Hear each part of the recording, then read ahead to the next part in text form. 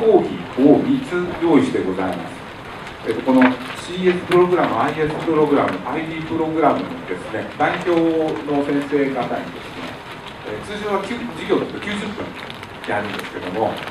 それを20分バージョンを用意していただいてですね、ここで順番にお話をしていただきます。大学の講義って大体どんな感じで進むんだかな、雰囲気どんな感じかなっていうのをですね、少し掴んでもらえる良い機会じゃないかなと思います。そうするとどうします？ドコモショップ行って端末触ってみて自分が使いやすいのを選べばいいですね。物っていうのはこういうことができるわけです。情報っていうのは情報を買う前に試してみるなんてことができるんです。情報をお試しするってことはですよ、その情報を得てしまうことじゃないです。つまりその情報を試すっていうのはもう情報を消費してしまうということ。これが物と全然違う。私が入試の機密情報を500万円で売ると、誰か、悪い人がですね、悪い人500万円で買うかどうかちょっと決めかねて、じゃあ試しにその情報をちょっと教えてみて、でもその情報を教えた瞬間情報を渡すことになるんで、そんなの取引として成り立たないんですね。お名前をお聞かせください。情報学部の河口と申します。本日の講義内容についてお聞かせください。今日は、コンテンツ SNS を売るっていうタイトルで、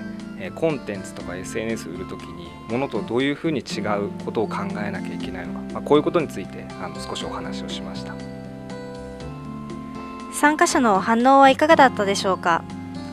最初はですね、売るっていうのはなんか経済とか経営の話じゃないのっていう顔をされた学生さんもいらっしゃいましたけど、最後講義の終わりではですね、やはりこういうことも情報学部で学べるんだっていうふうにいい顔をされてたように思います。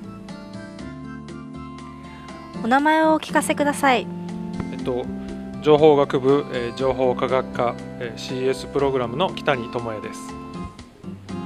本日の講義内容についてお聞かせください。はい、今日は、高校生の皆様に、コンピューターをいかに上手に使うか、それを使って、社会の問題や、興味深い問題をどうやって解決するかということについて、伝えさせていただきました。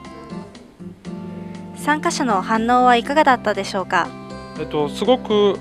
静かに、注意深く聞いてくれたので、私もこんなにたくさんの、学生さんとの前で、講義したのは、初めてだったんですけど、すごく気持ちよく私も講義できました。インターネットが誰もアクセスするようになることができるようなことを目指したデジタルデバイドの時代、そして現在のように誰もがインターネットに触れることができるようになった時代、すなわちデジタルオポチュニティの時代、この2つの時代について触れながら話を進めていきたいと思います。すなわち、インターネットへのアクセス機会の格差、そしてその結果、人々の間に生じる社会的、経済的格差、このような論調でデジタルデバイドが語られていま